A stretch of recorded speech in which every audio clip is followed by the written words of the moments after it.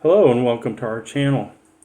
It's called American in Paradise, and I spend a lot of time in Africa. I spend a lot of time in America. I also go visit the Philippines and other Asian countries. So since I have a business, it's natural that people would ask me about business. And I took a course at Harvard University, Entrepreneurship in Emerging Economies. And there's two ways of looking at this. You can look at it from the American perspective or the third world perspective. Now, the biggest difference between the United States and Africa, as far as that goes, between an average American and an average African. Let me give you an example of charcoal. Charcoal is used all over the world, not so much in the United States, but pretty much everywhere else.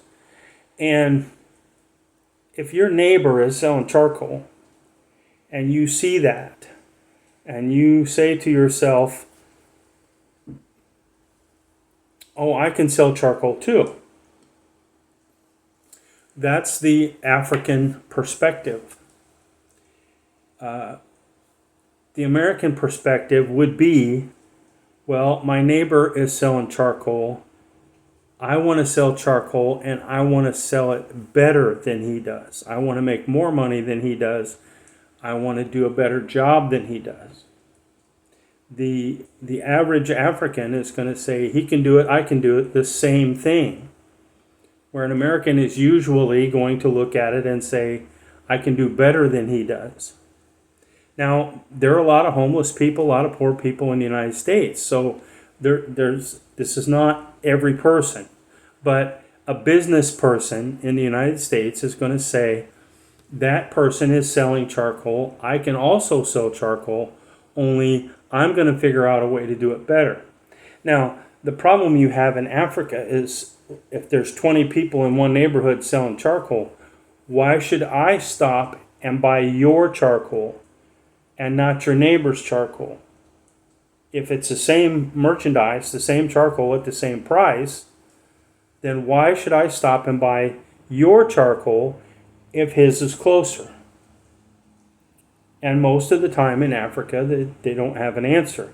When I talk to Africans about these kind of things, they generally don't have an answer.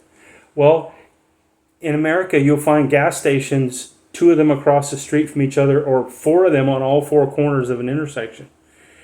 And all of them have the same problem. They all have to get the customers to stop at their store instead of the one across the street or the one next to them. So they have to think of something that's going to attract business to their location. So you have to do something different than your neighbor is doing. You have to do something better than what your neighbor is doing. If your neighbor is selling tomatoes and you're selling tomatoes, then think about this. What if you sold tomatoes and onions and peppers and spices? Then people, instead of going into town and going to the shop to buy spices or whatever, they're going to stop and get them from you. Why should I stop and buy tomatoes over here and peppers over there and spices over there? Why should I stop at 3 different places if I can get all those things from you? Then I'm going to stop at your shop or your spot, and I'm going to buy them from you because it's saving me time and saving me money. Because time is money. It's the same thing. So you have to get your customer to notice you and your shop and your spot and want to stop at your shop and your spot so that he will shop and buy from you instead of shopping and buying from your neighbor. And so that's the basic difference in how Americans look at business and how Africans in general look at business. Now, one of the other things that I want to get across to you is when you have an idea, you have a dream, You have a business idea. The biggest mistake people make is they go and they tell, excuse me, they go and tell their friends or their neighbors, oh, I'm going to start selling charcoal. I'm going to start buying and selling cement. I'm going to start selling tools. I'm going to do this or that. Well, your neighbor is now jealous that you're starting something and he's not. So the first thing he's going to do is try to convince you that it won't work. So the best thing to do is not tell anybody.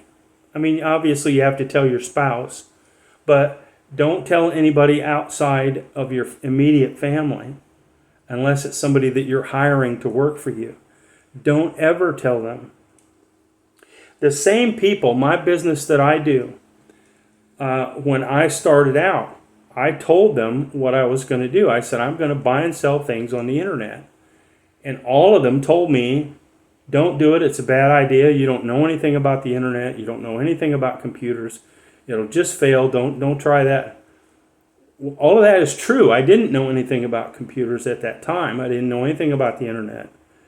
But the same people that used to tell me, don't do it, it won't work, you don't know how to do that, are the same people now call me on the phone and ask me what I'm doing and how I do it. So the best idea is don't share it with anybody. Just do it. And don't tell yourself, oh, I don't have enough money. I don't have this. I don't have that. I don't have the right location. I'm in the wrong place. I need to wait till I'm over there and in a different situation. No. God knows where you are. He knows who you are. He knows what you are. And He knows what your situation is. So just start right now. Wherever you are is the right place to do whatever it is that you want to do. Right now is the right time, and wherever you are is the right place. Just do it.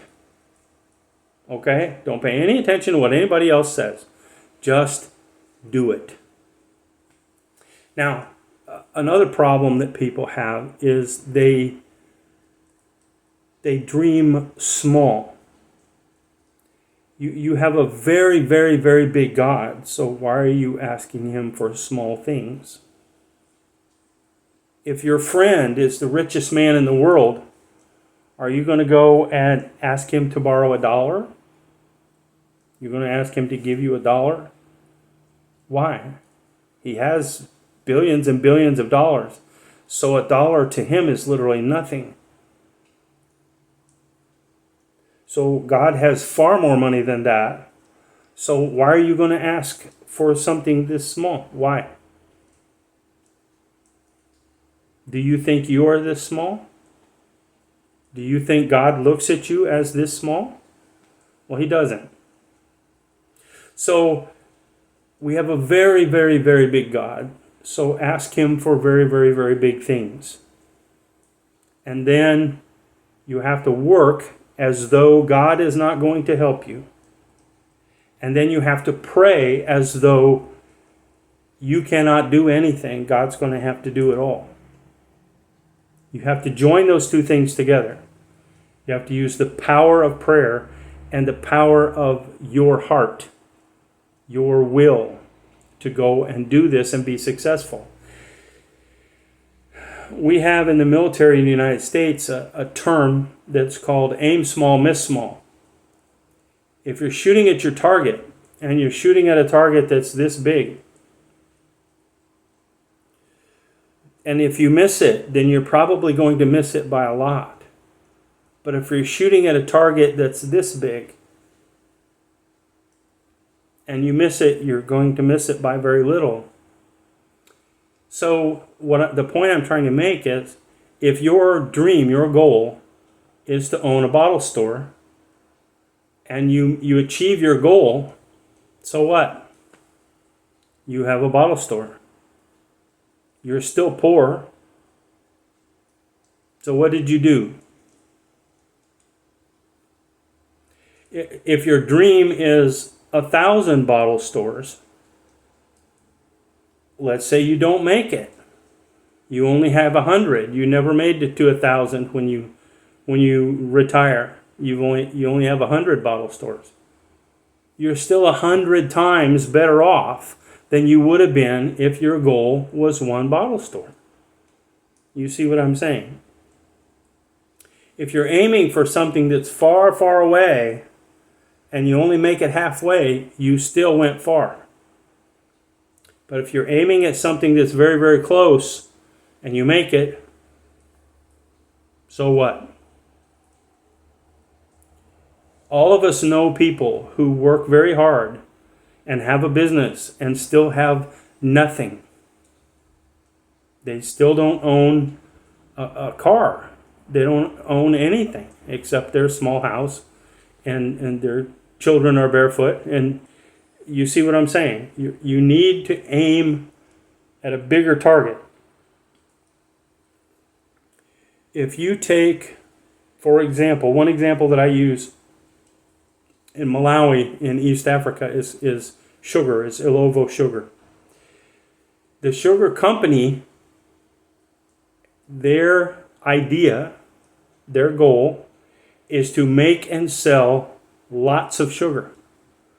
But they don't want to sell one bag to you and one bag to your neighbor and one bag to your sister. They don't want to do that. They want to sell 1,000 bags to the market, and then the people at the market can sell one bag to you and one bag to me and one bag to your sister. So the company that makes the sugar, the Ilovo company that makes the sugar, they know that since I'm selling 1,000 bags at a time, I have to sell each bag for a cheaper price so that I can sell them and other people can resell them and make money. They understand that. And that's built into their plan. That's part of their goal, is to do that. So, when you want to enter into business, you have to have that same idea. Because that idea works in the United States, it works in Canada, it works in Africa, it works in Ireland, it works everywhere exactly the same. There is always somebody who manufactures something and wants to sell a lot of them at a time, and there is always a customer who wants to buy one or two pieces. It doesn't matter if it's shoes or tires or onions. It doesn't make any difference. It's all the same concept, the same idea. So when you decide to go into business for yourself, if you're going to resell things, then you need to keep that in mind, unless it's something you're going to make yourself, like charcoal. If you're going to go and buy sugarcane or buy tomatoes or buy potatoes from someone else, then you need to understand the more you buy, the cheaper they will be per piece. And then you can sell them for less money per piece and still be okay. So that concept is the same in every country in the world, no matter what. So always remember that. And when you are deciding what kind of business you want to have, if you want to resell something, then you have to, before you decide to start that business, you have to figure out, where am I going to get this merchandise? Who am I going to buy it from? What's it going to cost me? Where am I going to sell it? And those kind of things. Now, we're going to consider this part 1 of this series. And I'm going to have about 5 more parts in this series on doing business, how to communicate with people, and things like that. So stay tuned to our channel and hit that like button and the subscribe button and the notification bell, and then when the next video comes out, then you'll be able to be notified that it's coming out and you'll be able to learn more. Thank you for listening.